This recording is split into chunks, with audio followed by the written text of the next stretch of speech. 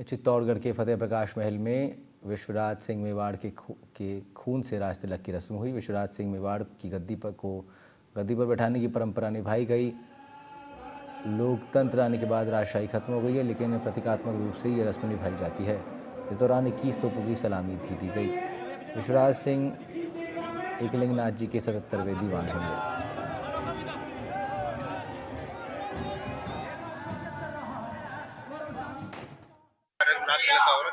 किस दृष्टि से आप देखते हैं? ये तो हमारे प्राचीन गौरवशाली परंपरा को हमें स्मरण करा रहा है और परंपराएं हमेशा अपनी संस्कृति की भी रक्षा करती है और नई पीढ़ी को भी एक दिशा देती है कि किस प्रकार का हमारा एक गौरवशाली इतिहास रहा है। जो जाति अपने महापुरुषों और इतिहास को भूल जाती है तो उसका भविष्य भी जो है वो अंधकार में हो जाता है। सारे विश्व के इतिहास को एक तरफ रख दो और मेवाड़ के इतिहास को एक तरफ रख दो, इसका पलड़ा भारी रहेगा। मैं इस दृष्टि से देखता हूँ इसको। मेवाड़ की जो प्राचीन गौरवशाली परंपराएं हैं उनको जीवित रखने के का ही आज एक दृश्य हमको यहाँ देखने को मिल रहा है। मेवाड़ का इतिहास गौरवशाली रहा है और पिछली पीढ़ियों को अगर इस तरह के आयोजन देखने को नहीं मिलेंगे और इस तरह के आयोजन नहीं होंगे तो पिछली पीढ़ियां हमारे इतिहास को भूल जाएंगी, हमारी संस्कृति को भूल जाएंगी। मेवाड़ एक ऐसा राजवंश रहा है जहाँ मैं आज अगर प्रजातंत्र से अगर तुलना करूं तो अतिशयोक्ति नहीं होगी। मेवाड़ ने हमेशा राष्ट्रपति के तौर पर भगवान एकलिंगनाथ को माना है और उनके नीचे जो प्रधानमंत्री होता है आज के सिस्टम में प्रधानमंत्री के रूप में महाराणा साहब को माना है और प्रधानमंत्री की जो कैबिनेट होती है, कैबिनेट रैंक के 16 मंत्री जिनको हम आज के परिप्रेक्ष्य में देखा जो 16 उमराव होते थे वो आज कैबिनेट रैंक के प्रधानमंत्री के महाराणा के मंत्री हैं।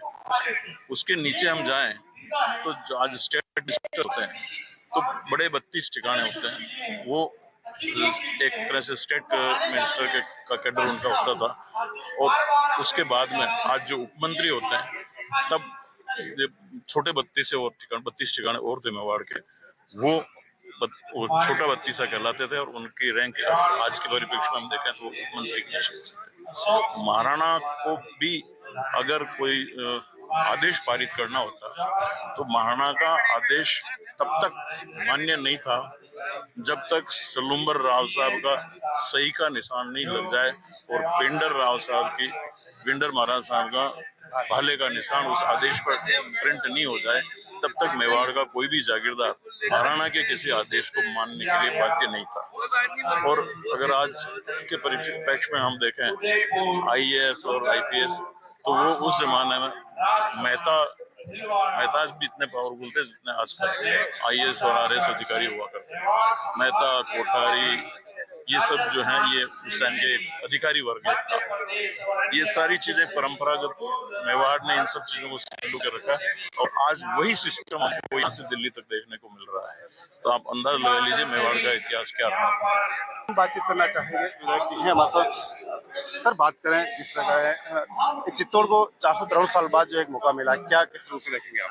हम चित्तौड़गढ़ वासी बड़े सौभाग्यशाली हैं और मैं यहाँ का जनप्रतिनिधि होने के नाते मैं महाराणा विश्वराज सिंह जी को भी बधाई दूं और यहाँ धन्यवाद भी दूं और वहाँ जितने भी महाराजा पधारे उन सबको धन्यवाद दूं, जितने भी जनप्रतिनिधि पधारे उनको भी धन्यवाद दूं। काफी संत महात्मा लोग यहाँ पधारे हैं उनको भी मैं धन्यवाद देना चाहता हूँ कि वो इस कार्यक्रम में पधारे हैं, उस कार्यक्रम की शोभा बढ़े और हम बड़े सौभाग्यशाली हैं और भाग्यशाली हैं कि हाँ ये कार्यक्रम चित्तौड़गढ़ में यह हुआ। करीब 450 वर्ष बाद इस कार्यक्रम का मौका मिला।